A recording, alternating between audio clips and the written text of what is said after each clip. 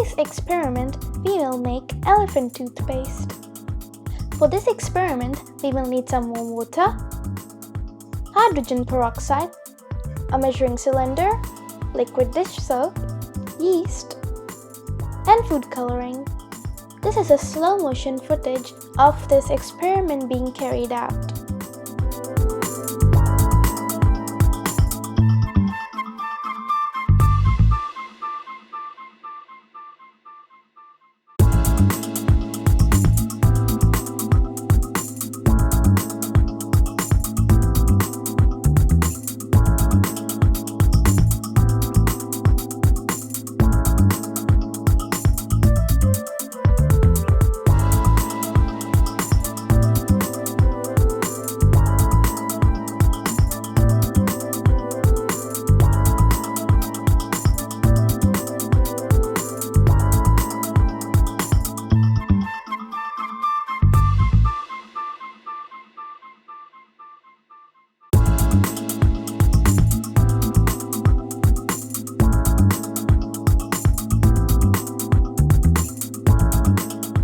Elephant toothpaste is an example of a decomposition reaction in which hydrogen peroxide is being decomposed into water vapor and oxygen.